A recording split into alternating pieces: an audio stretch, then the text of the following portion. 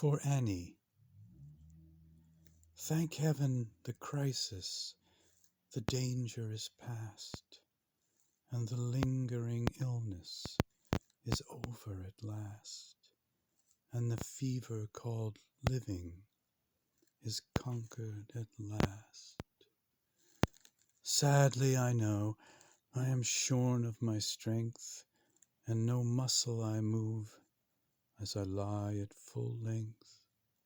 But no matter, I feel I am better at length, and I rest so composedly now in my bed that any beholder might fancy me dead, might start at beholding me, thinking me dead.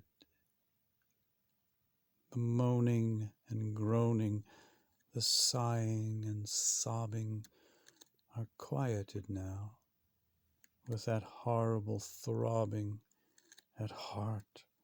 Ah, that horrible, horrible throbbing. The sickness, the nausea, the pitiless pain have ceased with the fever that maddened my brain, with the fever called living that burned in my brain.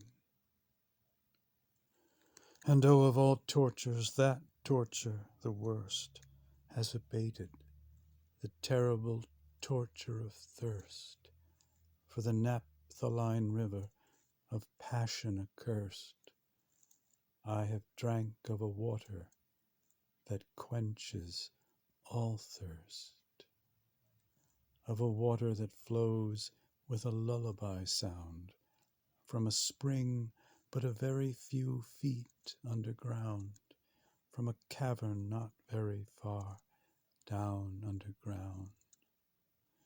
And ah, let it never be foolishly said that my room it is gloomy and narrow my bed, for man never slept in a different bed, and to sleep you must slumber in just such a bed.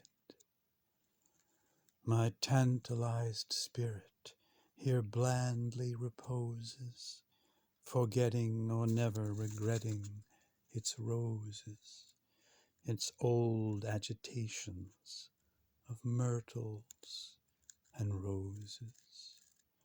For now, while so quietly lying, it fancies a holier odor about it of pansies, a rosemary odor commingled with pansies, with rue and the beautiful Puritan pansies.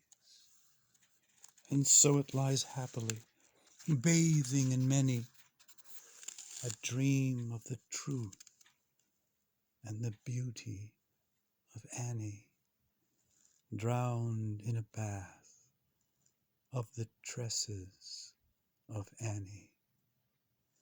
She tenderly kissed me, she fondly caressed, and then I fell gently to sleep on her breast, deeply to sleep from the heaven of her breast.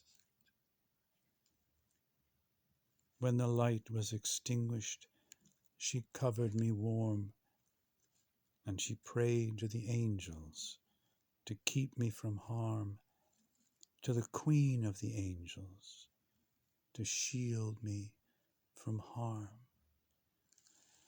And I lie so composedly now in my bed, knowing her love, that you fancy me dead.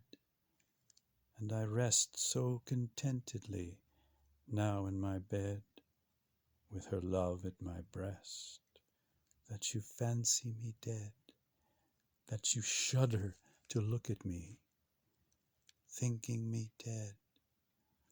But my heart, it is brighter than all of the many stars in the sky, for it sparkles with Annie, it glows with the light of the love of my Annie.